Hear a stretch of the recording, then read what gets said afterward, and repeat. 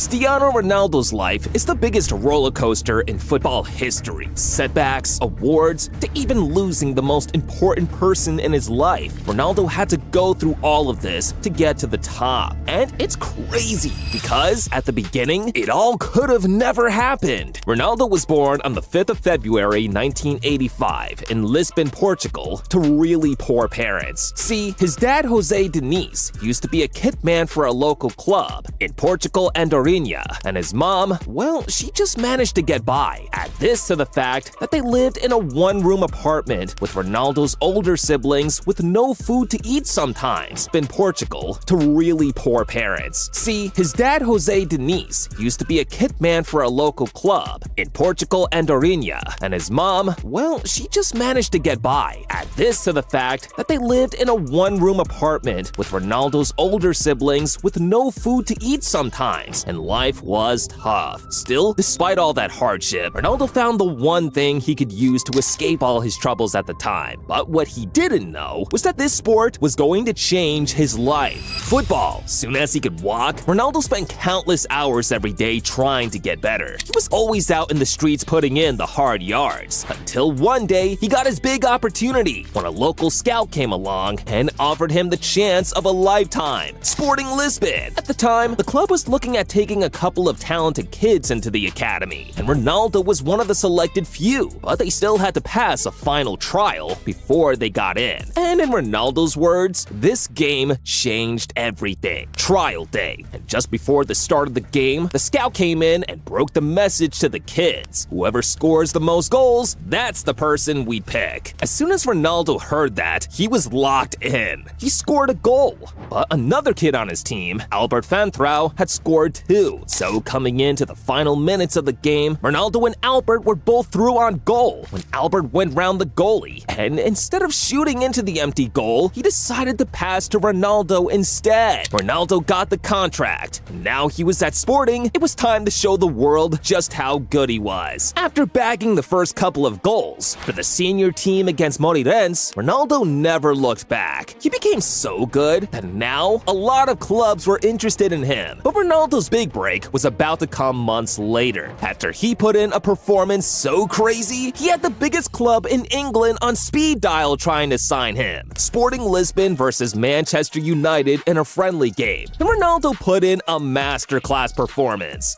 He had the entire United defense on strings, and by the end of the game, Sir Alex Ferguson had seen enough. So he rang up Ronaldo's agent, struck a deal, and days later, Ronaldo was off to Manchester United on a deal worth $19 million. At his new club, Ronaldo was tipped to be the next big thing. In fact, Sir Alex believed in him so much that when Ronaldo joined on jersey picking day and asked for the number 28 jersey, Sir Alex said no and gave him the club's most important shirt number. Yeah, the birth of CR7. But on the field, it didn't quite pan out the way he thought it would. Ronaldo got off to a slow start and even got labeled by some of his teammates as a kid who just loved dribbling too much. But to Ronaldo, this was more than anything he could ever ask for, because now he could afford to take his family off the streets and give them a place of their own. But just when things started to look up for Ronaldo, one phone call sent his entire world crashing down. His dad, Jose Diniz, fell sick. Now, Ronaldo's relationship with his dad was kinda complicated, because all those years growing up, he just wanted to get closer to his old man. But his dad was so sick and tired of not being able to provide for Ronaldo and the family that he started drinking, and now he developed liver issues. Quickly, Ronaldo asked for permission to leave the club so he could go see his dad, and as soon as he got to the hospital, Ronaldo made a promise to do everything he could to keep him alive. But in the end, it was too late, because days later, Jose Diniz was dead, and it shattered Ronaldo. But it was here that Ronaldo got his elite mentality. Because right after this incident, Ronaldo knew all he had left was his mom and siblings. They were family now, so he made another promise to become the best in the world just to see them happy. And 2 years later, Ronaldo fulfilled his promise on the biggest stage. That 2007-08 season was special for Ronaldo. He scored a record-high 31 goals in the league. Add that to being the Champions League top scorer and winning the competition too, and months later, Ronaldo Ronaldo was officially the best footballer on the planet. At this time, he'd also achieved something else that made his family even prouder. In 2004, Ronaldo was part of the team that lost the Euros on home turf to Greece, and after that, he just kicked into another gear for the national team and became so good that by 2008, he was made captain of the Portuguese national team. But back to club football now, and after a Champions League final defeat in 2009, Ronaldo knew it was time to take the next big step in his career, and in that summer, he broke the world record to become the most expensive footballer on the planet. Real freaking Madrid! Ronaldo had hit the big time and couldn't stop winning. Same thing with his personal life too, because months after this big money move, he got another huge win, just not the way he thought he would. His son, Cristiano Jr. was born. Ronaldo decided to keep the details of Jr.'s mom a secret, but it was now clear he was ready to start his family in Madrid and build his football dynasty. But first, he had a job to do at Madrid that was going to take him 5 years to complete. Before Ronaldo joined Real Madrid, the last time they won the Champions League was in 2002, and Ronaldo was supposed to be the main man to change that. Even though he won the Ballon d'Or in 2013, at Madrid, they still couldn't get the job done until Ronaldo decided in 2013-14 that he was done playing games. And that season, he took Madrid to Champions League glory. He broke the record for the most goals in a Champions League campaign with 16, including scoring a goal in the final in his home country of Portugal. Add another Ballon d'Or to the collection that year, and he was now one off his biggest rival, Lionel Messi. Ronaldo and Messi hit the biggest stages in competing in Spain. Can't say the same at international level though, because despite hitting the heights at club level, Ronaldo had failed to repeat his form in international competitions. He was captain of the team that got knocked out of the World Cup at the group stage in 2010. Add that to a Euro 2012 semi-final exit and a 2014 World Cup group stage exit. Ronaldo knew he had to turn up for the national team, and Euro 2016 was his big opportunity. Coming into this one, no one fancied Portugal, but they somehow made it to the final thanks to Ronaldo's 4 goals, until the day of the final against the host France, and Ronaldo had the biggest heartbreak of his career. He couldn't continue and had to get subbed off. Still, Ronaldo's teammates helped him to a surprise 1-0 victory, and the boy from Madeira all those years back had now led his country to the first major trophy in its history. After that, the records kept humbling for Ronaldo. Another Ballon d'Or and 3 more Champions Leagues. But at the end of 2018, now 33, and with over 450 goals for Real Madrid, Ronaldo once again decided to start a new chapter in his career. And this one had him going on a date with the old lady, Juventus. But unfortunately, this move never worked out as he hoped it would. Ronaldo came with a main aim of winning the Champions League like he did at Madrid, but 3 seasons, 3 knockouts in the round of 16 and quarterfinal stages, and at the end of 2021, Ronaldo wanted out and figured the only place he could go to was back home. His return back to United almost broke the internet. After an opening day brace against Newcastle United, Ronaldo showed signs that he could once again lead United back to the glory days. But unfortunately, his second homecoming went horribly wrong. First, in 2022, he suffered another damaging heartbreak that he described as the worst of his life. His son with his partner, Georgina Rodriguez, Angel, sadly passed on.